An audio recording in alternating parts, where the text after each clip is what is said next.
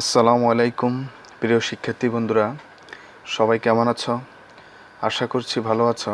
আলহামদুলিল্লাহ, আমিও ভালো আছি। আজকে আমাদের টপিক হচ্ছে ক্লজ। ক্লজের যে ফকার আছে, অর্থাৎ টাইপস অফ ক্লজ। ডিপেন্ডেন্ট ক্লজের যে তিনটি ফকার আছে, অর্থাৎ সাবঅর্ডিনেট ক্লজের যে তিনটি ফকার আছে। আজকে আমাদের টপিক হচ্ছে নাউন, সেগুলো। অর্থাৎ এর আগে আমরা ক্লজের উপর একটা টিউটোরিয়াল দিয়েছিলাম, তো ওই টিউটোরিয়ালটি অবশ্যই তোমরা দেখে নিবে।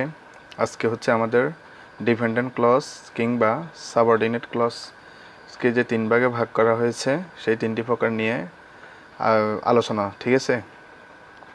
তো আমি আশা করব তোমরা ক্লজের উপর যে টিউটোরিয়ালটি দেওয়া ছিল আজকে অবশ্যই তোমরা সেটি দেখে নিবে। লেকচার 1, আজকে হচ্ছে আমাদের লেকচার 2। ক্লজ খুবই গুরুত্বপূর্ণ একটা টপিক, তোমরা জানো। এটি থেকে বিভিন্ন পরীক্ষায়, জব পরীক্ষায় প্রশ্ন এসে থাকে। তো চলো শুরু করা যাক। আচ্ছা, ক্লজ মানে বাক্যাংশ। আমি আবারও বলছি, যারা লেকচার 1টি দেখো নাই তারা অবশ্যই লেকচার 1টি দেখে নিবে, নতুবা তোমরা বুঝতে পারবে না। আচ্ছা, তা আমরা বলেছিলাম যে ডিপেন্ডেন্ট ক্লজ নিয়ে আলোচনা করব। ডিপেন্ডেন্ট ক্লজ কিংবা সাবঅর্ডিনেট ক্লজকে কিন্তু তিন ভাগে ভাগ করা হয়েছে। তাহলে সেই তিন প্রকার হচ্ছে, একটা হচ্ছে নাউন ক্লজ, আরেকটা অ্যাডজেক্টিভ ক্লজ, আরেকটা অ্যাডভার্ব ক্লজ। অ্যাডজেক্টিভ ক্লজকে আবার রিলেটিভ ক্লজও বলা হয়, অ্যাডভার্ব ক্লজকে আবার অ্যাডভার্বিয়াল ক্লজও বলা হয়। আচ্ছা, তো প্রথমে আমরা একটু নাউন ক্লজ নিয়ে কথা বলি। যে ক্লজ নাউনের মতো কাজ করে তাকে নাউন ক্লজ বলে। তো নাউনের মতো কাজ করে মানে কি? অর্থাৎ নাউনের যে পজিশনগুলা, নাউন যে পজিশনে বসে, তো নাউনের মতো যদি আচরণ করে তাকে আমরা নাউন ক্লজ বলবো। তা আমরা দেখব একটু একটু করে। আচ্ছা, আবার আরও একভাবে বলা যায়, ভার্বকে কে, কি, কাকে দ্বারা যদি আমরা প্রশ্ন করি তাহলে আমরা কি পাবো? নাউন ক্লজ পাবো। আচ্ছা, তো কিছু এক্সাম্পল দেখো। আই নো, আমি জানি। হোয়ার শি লিভস নাও, সে যেখানে বাস করে বা থাকে। তো এখানে আমরা যদি নো, আমাদের হচ্ছে ট্রানজিটিভ ভার্ব, অর্থাৎ ট্রানজিটিভ ভার্বের অবশ্যই অবজেক্ট থাকে। আমি জানি, আমি কি জানি? যেখানে সে থাকে বা বাস করে। তাহলে দেখো, কি দ্বারা যদি আমরা ভার্বকে প্রশ্ন করি, আমরা কি পেয়েছি? নাউন ক্লজ পেয়েছি। তাহলে আমরা বুঝতে পারছি নাউন অবজেক্টের পজিশনে নাউন ক্লজ থাকে। আচ্ছা, তাহলে নোটা হচ্ছে আমাদের একটা ট্রানজিটিভ ভার্ব। ট্রানজিটিভ ভার্ব হচ্ছে যার পরে, অর্থাৎ অবশ্যই অবজেক্ট লাগবে, অবজেক্ট গ্রহণ করে, ঠিক আছে? আচ্ছা, তাহলে তারপরে আরেকটা এক্সাম্পল দেখো। হোয়াট হি সেইড, সে যা বলল, ওয়াজ ট্রু, সে মানে সত্য ছিল, সে যা বলল সত্য ছিল। তাহলে আমরা জানি বি ভার্বের আগে বসে যদি সাবজেক্টের পজিশনে থাকে তাহলে সেটাকে আমরা নাউন বলি। যদিও এটা একটা ক্লজ, তাহলে আমরা এটাকে কি বলছি? নাউন ক্লজ, ঠিক আছে? অর্থাৎ নাউন ক্লজ অবজেক্টের পজিশনেও থাকে, আবার সাবজেক্টের পজিশনেও থাকে। আচ্ছা, এখানে দেখো, হোয়াট ইজ সেইড, সে যা বলল, সে মানে সত্য, কি সত্য ছিল? সে যা বলল, যা সে বলল। আচ্ছা, তাহলে আমরা কি দ্বারা যদি প্রশ্ন করি তাহলে আমরা আনসার পাই। তাহলে আমাদের হোয়াট ইজ সেইড এটা হচ্ছে নাউন ক্লজ। তারপরে দেখো যে I asked why he was late, আমি জিজ্ঞেস করেছিলাম কেন সে দেরি করলো। আমি কি জিজ্ঞেস করেছিলাম?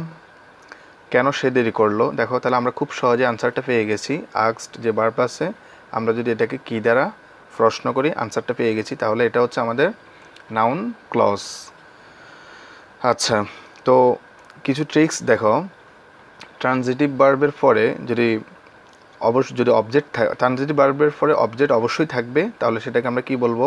নাউন ক্লজ বলবো। উপরে দেখতে পাচ্ছ তোমরা, আমাদের যে নোটা আছে, নোটা হচ্ছে একটা ট্রানজিটিভ ভার্ব। আচ্ছা, ট্রানজিটিভ ভার্বের পরে অবশ্যই কি থাকবে? অবজেক্ট থাকবে। তো যদি এরকম হয় তাহলে আমরা অবশ্যই নাউন ক্লজ বলবো।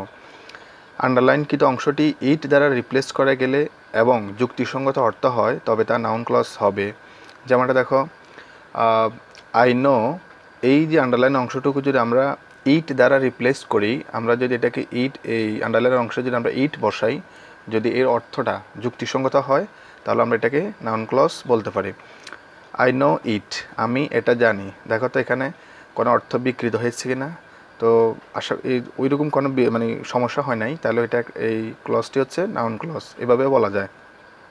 তারপর এখানে দেখো ইট ওয়াজ ট্রু, এটা সত্য ছিল, এভাবেও ইট দ্বারা রিপ্লেস করে তাহলে আমরা নাউন ক্লজ চিহ্নিত করতে পারি। আচ্ছা, তো এখানে আমাদের আরেকটা ট্রিক্স দেখো, নাউন ক্লজে clause marker what, that, how এগুলো যদি শুরুতে থাকে তার সেগুলোর অর্থ হবে যা, এগুলোর অর্থ হবে যা। যেমনটা দেখো, what he said was true, সে যা বলল সত্য ছিল, তাহলে সেগুলোর অর্থ হবে যা হবে। আচ্ছা, এখন আমরা অ্যাডজেক্টিভ ক্লজ সম্পর্কে পরিচিত মানে জেনে নিই বা পরিচিত হই, আলোচনা করা যাক। অ্যাডজেক্টিভ ক্লজ আমরা জানি নাউন এবং প্রোনাউন সম্পর্কে তথ্য দেয় বা মডিফাই করে, বা নাউন প্রোনাউনকে বর্ণনা করে। ঠিক আছে, নাউন প্রোনাউনকে বর্ণনা করে। তো এক্সাম্পল হিসেবে দেখো, this is mister Smith who is a European. তো এখানে হু বলতে কাকে বোঝাচ্ছে? যে। তো যে বলতে কাকে বোঝাচ্ছে? মিস্টার স্মিথকে বোঝাচ্ছে। মিস্টার স্মিথ হচ্ছে এখানে নাউন, এখানে কি বোঝাচ্ছে? ডেসক্রাইবস দ্য নাউন, অর্থাৎ মিস্টার স্মিথ যে নাউন, মিস্টার স্মিথকে বর্ণনা করছে, মিস্টার স্মিথ হচ্ছে নাউন, তাকে বর্ণনা করছে। তাহলে হু ইজ এ ইউরোপিয়ান, এটা আমরা কি, এটাকে আমরা অ্যাডজেক্টিভ ক্লজ বলতে পারি। ঠিক আছে, ক্লজ মার্কারের আগে যদি নাউন থাকে অবশ্যই আমরা তাকে অ্যাডজেক্টিভ ক্লজ বলবো। তারপর এক্সাম্পলটা দেখো, I have lost the watch, আমি ঘড়িটি হারিয়েছিলাম। হুইচ আই বট ইয়েস্টারডে, যেটি। তো এখানে হুইচ দ্বারা বোঝাচ্ছে যেটি, তো যেটি দ্বারা কাকে বোঝাচ্ছে? ওয়াচকে বোঝাচ্ছে, নাউনকে। ওয়াচ একটা নাউন, তো যেটি আমি গতকাল কিনেছিলাম। তো দেখো এখানে ডেসক্রাইব দ্য নাউন, অর্থাৎ নাউন সম্পর্কে বর্ণনা করছে। তো ওয়াচ হচ্ছে আমাদের নাউন। তো যেহেতু নাউন সম্পর্কে বর্ণনা করছে, আমরা জানি নাউন প্রোনাউনকে বর্ণনা করলে এটা কি হয়? অ্যাডজেক্টিভ ক্লজ হয়। আচ্ছা, তাহলে ট্রিক্সটি দেখো, ক্লজ মার্কারের আগে যদি নাউন থাকে সেটি অবশ্যই অ্যাডজেক্টিভ ক্লজ হবে। কি হবে? Adjective clause. তারপরে দেখো কিছু আমাদের যে রিলেটিভ প্রোনাউনগুলো আছে, who, what, which, whom, that, whose, এগুলো হচ্ছে আমাদের রিলেটিভ প্রোনাউন। আচ্ছা, তো আশা করছি বুঝতে পেরেছ নাউন ক্লজ, অ্যাডজেক্টিভ ক্লজ নিয়ে যে আলোচনাটা। এখন আমাদের হচ্ছে অ্যাডভার্ব ক্লজ সম্পর্কে ধারণা। অ্যাডভার্ব ক্লজ আমরা জানি অ্যাডভার্ব কাকে মডিফাই করে? ভার্বকে মডিফাই করে। অ্যাডজেক্টিভ অন্য কোনো অ্যাডভার্ব, অর্থাৎ অ্যাডজেক্টিভ, ভার্ব, অ্যাডজেক্টিভ এগুলোকে কি করে? মডিফাই করে অথবা অতিরিক্ত তথ্য দিয়ে থাকে। ঠিক আছে, তো আমরা এক্সাম্পলের মাধ্যমে আরও দেখব কিছু এক্সাম্পল। দেখো, আই উইল গো হোম, আমি বাড়ি যাব। When I have finished my work, যখন আমার কাজ শেষ হবে, যখন আমার কাজ শেষ হবে।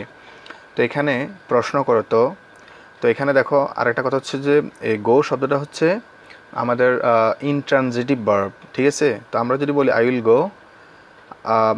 গো, আমি যাব, তো এখানে কিন্তু অর্থটা অর্থাৎ অবজেক্টের কোনো প্রয়োজন হয় না। বা আই উইল গো হোম, আমি বাড়ি যাব, এখানে অবজেক্টের কোনো, আই উইল গো বললেও এখানে অবজেক্টের কোনো প্রয়োজন হয় না। তো এখানে ইনট্রানজিটিভ ভার্বের পরে যে ক্লজটা থাকে আমরা তাকে অ্যাডভার্ব ক্লজ বলতে পারি। তো এখানে দেখো তো, আমরা যদি ভার্বকে প্রশ্ন করি কখন, কোথায়, কিভাবে দ্বারা যদি প্রশ্ন করি, আমরা কি পাবো? অ্যাডভার্ব পাবো। তো এটা হচ্ছে যেহেতু আমাদের একটা ক্লজ, তাহলে আমরা এটাকে অ্যাডভার্ব ক্লজ বলবো। আমি কোথায় যাব, আমি কখন, মানে হোয়েন, যখন আমার কাজ শেষ হবে, তাহলে আমি বলতে পারি আমি কখন বাড়ি যাব, যখন আমার কাজ শেষ হবে। তাহলে দেখো কখন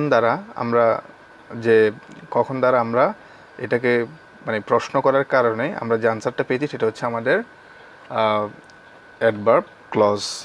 তারপর দেখো, আই শ্যাল গো, আমি যাব, হোয়ার হি লিভস, যেখানে সে বাস করে বা থাকে। তো এখানে দেখো গোটা হচ্ছে আমাদের ইনট্রানজিটিভ ভার্ব। তো আমরা বলছি যে ইনট্রানজিটিভ ভার্বের পরে যে ক্লজটি থাকে সেটি হচ্ছে অ্যাডভার্ব ক্লজ। তো এখানে যদি আমরা বলি আই শ্যাল গো, এখানে আর যদি কোনো অবজেক্ট আমাদের আর প্রয়োজন হয় না ইন্ট্রানজিটিভ ভার্বের ক্ষেত্রে, আমি যাব অর্থটা সম্পূর্ণ হয়ে যায়। ঠিক আছে, গো এর পর যদি আমরা ফুল স্টপ যদি দিয়ে দিই এখানে অর্থটা শেষ হয়ে যায়। আচ্ছা, তাহলে ইন্ট্রানজিটিভ ভার্বের পরে আমরা তাকে কী বলবো? অ্যাডভার্ব, এটাকে অ্যাডভার্ব ক্লজ বলবো। আচ্ছা, তো এখানে আমাদের যে ট্রিক্সটা দেখো, যেটা আমরা বলেছিলাম ইনট্রানজিটিভ ভার্ব, অর্থাৎ কিছু ভার্ব আছে intransitive verb, come, go, fly, play, cry, stop, break. ঠিক আছে, এগুলোর পরে যে অর্থাৎ এগুলোকে ইনট্রানজিটিভ ভার্ব বলছি আমরা। তো ইনট্রানজিটিভ ভার্বের পর যদি ক্লজ থাকে সেই ক্লজটাকে আমরা অ্যাডভার্ব ক্লজ বলছি। আচ্ছা, কিছু আমাদের রিলেটিভ অ্যাডভার্বও আছে, হোয়ার, হোয়েন, হাউ, হোয়াই, অর্থাৎ কখন, কোথায়, কিভাবে, কেন। এগুলো যদি আমরা ভার্বকে প্রশ্ন করি তাহলে আমরা অ্যাডভার্ব ক্লজ পাবো।